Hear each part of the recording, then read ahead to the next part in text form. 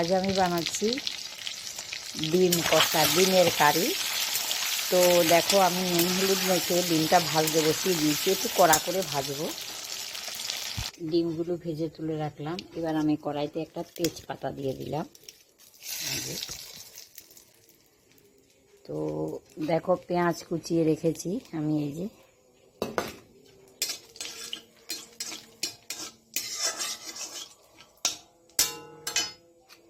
এবার দিয়ে দিলাম পেঁয়াজ কুচিগুলো।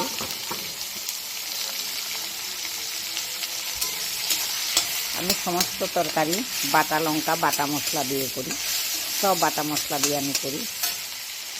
তো আমি কাঁচা লঙ্কা খেতে পারি না।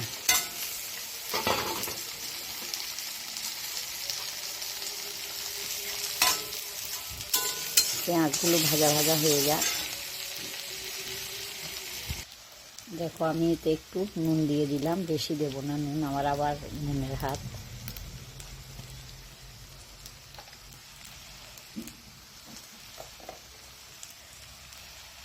তো এবারে একটু হলুদ,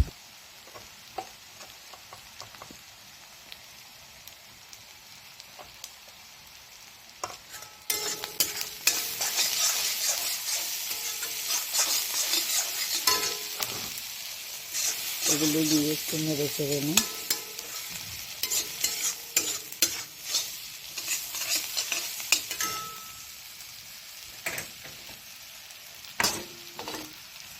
তো এবারেতে আমি একটু নেড়ে চেড়ে নিয়ে হলুদ আর নুনটা, এবারেতে আমি একটু মশলা দিচ্ছি, মশলা বেশি দেব না।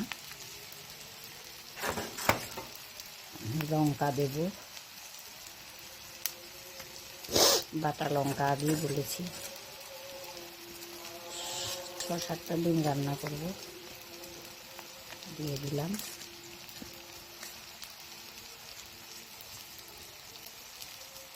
ডিমের ঝোল আবার ঝাল হলে ভাল লাগে না, আমার লাগে না, সবার যে লাগবে না তা না। আর নোয়াখালীদের একটা ফেভারিট মশলা হলো পেঁয়াজ বাটা। আমি এতে পেঁয়াজ বাটা দিয়ে দিলাম। আমি যে কোনো না, বিশেষ করে মাছ মাংস রান্না করলে পেঁয়াজ বাটাটা দিই, তাহলে মশলাটা একটু ঘন ঘন হলো, ঝোলটা, মশলাটা না, ঝোলটা একটু ঘন ঘন হবে, খেতেও একটা টেস্ট আছে।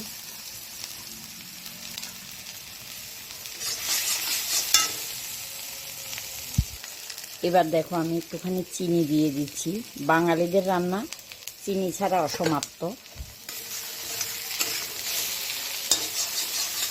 এটা তেল ছাড়ুক, তারপর এখানে আমি একটা মশলাটা সেদ্ধ হওয়ার জন্য একটুখানি জল দেবো।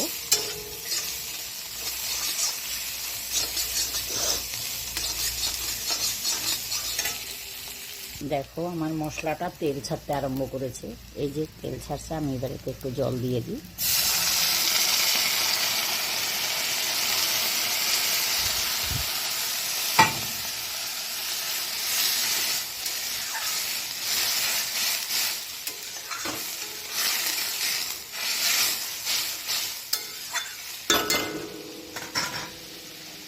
আর একটু সাধারণ জল লাগবে, অ্যাকচুয়ালি 6-7টা ডিম আছে, তো আর এটা একটু সেদ্ধ হবে।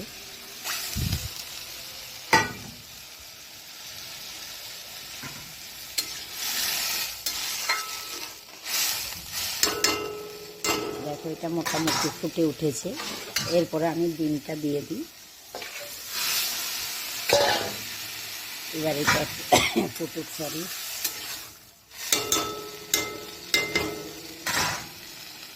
দেখো, আমার ডিমের কারিটা হয়ে গেছে। এবারে আমি একটু গরম মশলা দেব, গরম মশলা দিয়ে এটাকে আমি নামিয়ে দেব।